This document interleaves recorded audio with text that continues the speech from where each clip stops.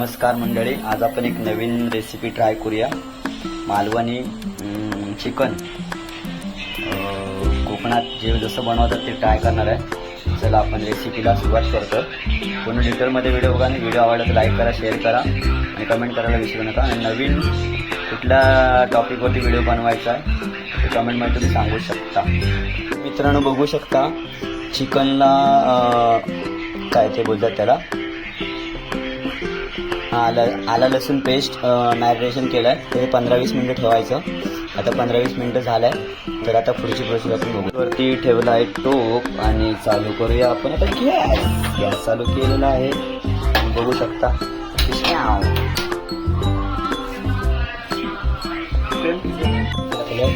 त्याच्यामध्ये लसूण, कांदा, धना पावडर, जिरा पावडर आणि आता याच्यामध्ये ॲड करणार आहे मसाला. त्यानंतर चिकन ॲड करणार आहे. मित्रांनो त्यानंतर चिकन टाकून थोडंसं वाफवून घेतलं आहे 5 मिनिटासाठी. बघू शकता पाणी ॲटोमॅटिकच सुटलं, पाणी ॲडच नाही केलं.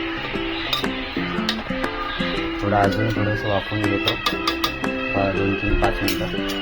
तर पुढची प्रोसेस आपण नंतर त्याच्यामध्ये ते चिकन ॲड करून त्यानंतर रस्सा खोबरा कांद्याचं वाटण टाकून पाणी थोडं ॲड केलं आणि हा चिकन मसाला 2 पॅकेट टाकते. आता 10 ते 15 मिनटं शिजेल, त्यानंतर रेडी होईल. नंतर भेटू आपण खाण्याच्या वेळी.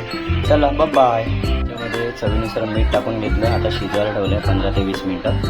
आणि इकडे आता राईस बनवायला घेतो साईडच्या याच्यावरती. चला नंतर पुढे दाखवतो.